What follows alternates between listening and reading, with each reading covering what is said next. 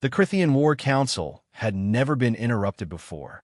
For 8 centuries, the selection ceremony had followed the same sacred protocol. Cubs reached maturity. Warriors presented themselves as potential mentors, and the cub chose based on strength, skill, and dominance displays. It was orderly, traditional, predictable. Then Dr. Maya Okonkwo walked into the training grounds. She wasn't supposed to be there. She was the human xenobiologist assigned to document Crythian culture, not participate in it.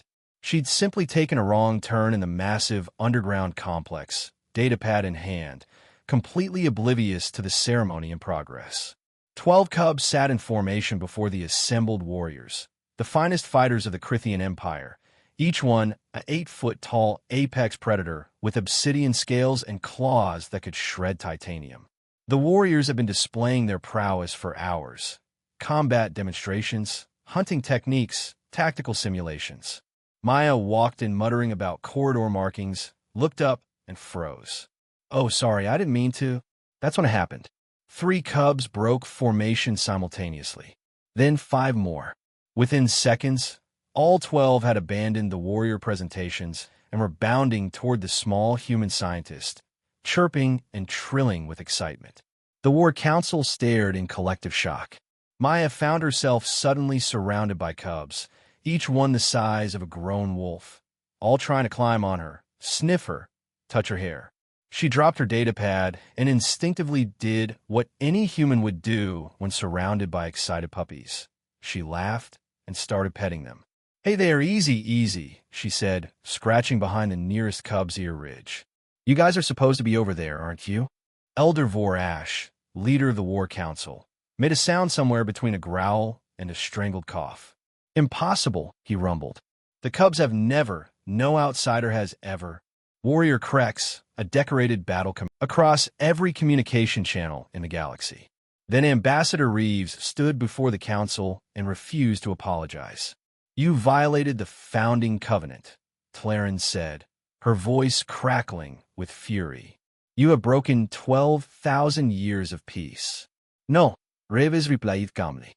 "We broke 12,000 years of looking away." The council chamber erupted. The Civith demanded human expulsion. The Krethic called for economic sanctions. The Draxian Empire, humiliated and enraged, threatened war. But something else was happening across the galaxy. On Krithos Prime, the enslaved lower caste had heard what humanity did. They began to ask, "If the council will not help us, who will?" 3 days later, they rose in rebellion, and human advisors mysteriously appeared to assist. On Mothera, the ritual combat victims started broadcasting their suffering to Earth channels. Human activists flooded Mothran communications with outrage. The practice ended within 6 months. On 17 different worlds, oppressed populations looked at the Council's careful peace and saw it for what it truly was: comfortable silence purchased with their suffering. And they wanted what the Lidhen got. They wanted humanity's reckless, chaotic, beautiful refusal to look away. Emergency Council Session, Day 47. "You have destabilized everything," Tlaren accused. 7-member worlds are experiencing internal uprisings.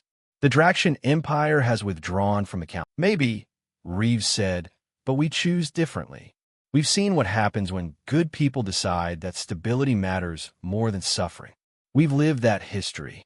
We won't repeat it, not even for galactic peace." "Then you doom us all to war." "No,"